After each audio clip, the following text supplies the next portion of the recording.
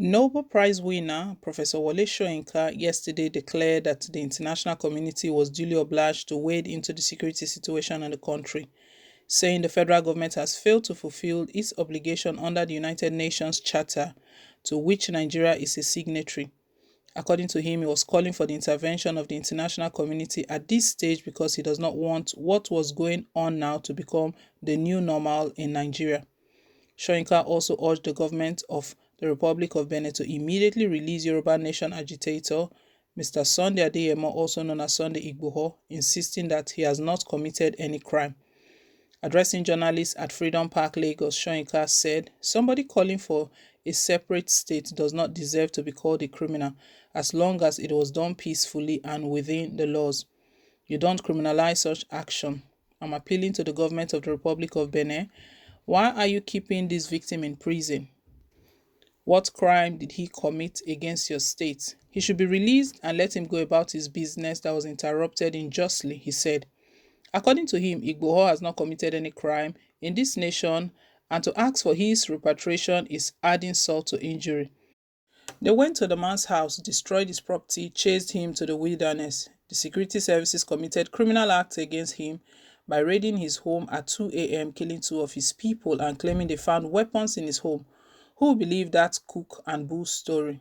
He inquired. Reacting to the query issued to Channels TV by the National Broadcasting Commission, Soyinka asked, "Who decides professionalism? Is it NBC or Mass Communication Fora? It is Channels TV. It can be anyone. This is the first time I'm seeing a kind of query the media is getting. This is one of the most semi-illiterate queries that I've ever seen. Next time, those letters should be thrown into garbage bin. They should be stopped as soon as possible. We have a responsibility to tell the government that next time any media institution is sanctioned on this trivial or ludicrous ground, we will fulfill our responsibility by mobilizing the nation to boycott all government media, and we shall wage this media war against the government.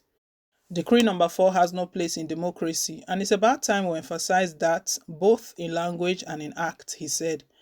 The Nobel laureate criticized last Saturday's carnival-like wedding of President Buhari's son Yusuf in Kano, saying it was wrong to have organized the wedding in that manner when some school children were in the kidnappers' den. In his words, "There was a carnival of a wedding in Kano. The president's child was getting married, but some school children are kidnapped. This is not what I understand of leadership. I'm not saying president's children should not get married. I've made the mistake of thinking it would have been sufficient giving these children money to say go to Dubai and have a good time there. He should set an example. The president seems not to be hearing this. Virtually the nation is screaming, we do not want open cattle grazing. Then comes a new version of Ruga with the president sending his agents out to go and map out grazing routes. So, why is this president obsessed about something that is being rejected? The obsession to the extent that the people who are rational begin to wonder if it is all about cattle or if there's an agenda we don't know about. Conspiracy theories abound when the leadership is pursuing interest against the people. How do we describe the targeting of children? That there is a charter for the protection of children.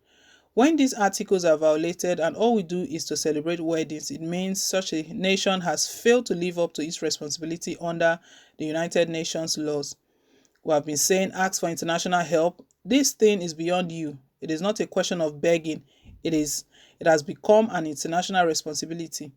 The international community is duly obliged to take action since there is failure on the part of governors to fulfill its obligation under the United Nations Charter, to which Nigeria is a signatory. He added that in Nigeria, a very successful slave trade was going on, with the market springing up, noting that the targets are children and school pupils. Very soon, Nigeria will be quoting slaves on the stock market. I can't see any difference between slavery and what is happening to school pupils today.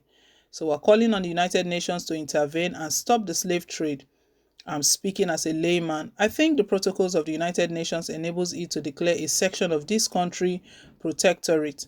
If the government has failed to protect its own people, the UN has a right and responsibility to declare those zones United Nations protectorate. We do not want what is going on now to become the new normal in Nigeria. We want intervention at this stage, he noted. Asked what he felt about some governors calling on Nigerians to defend themselves, he said if the state has refused to defend them, then the citizens could defend themselves.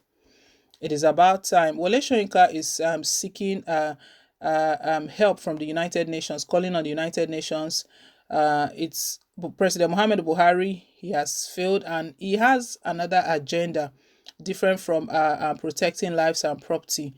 All we can see and all we are seeing happening in the country is that he only has the interest of northerners. Anything that has to do with northerners, that is what he's concerned about.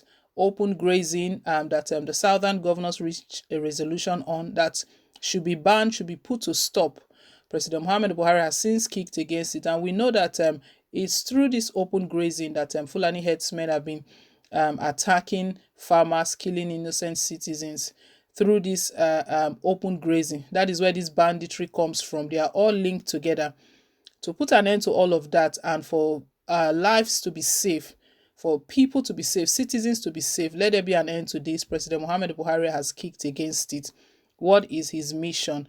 So Wole Soyinka is stating that it has come to the stage that the United Nations need to be involved, that what is going on right now, that the international community, they are duly obliged to wade into the security situation in this country because the federal government has failed to fulfill its obligation.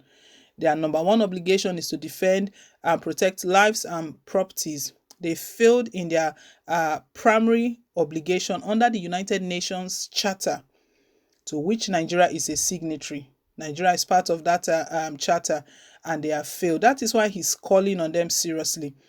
Wole Soyinka has stated that times with that number, Buhari has been told to seek for help. We're not stating go and beg. You're not begging, but this thing is beyond your reach. It's beyond your capacity right now, as it were. It is because see NDA attack on NDA, it goes a long way to tell the level that our security architecture has been breached. Till now, they don't know those who are responsible. We thought we were dealing with just Boko Haram. What we are dealing with right now is something bigger that we don't need to joke with. So I just hope that the United Nations will heed to this call and come to the rescue of Nigeria. Thank you once again, guys, for staying tuned. Please don't forget to give us a thumbs up. Click on the like button. If it's your first time, you're very welcome. Please hit on the subscribe button. God bless you. Till I come your way again with more updates. Bye.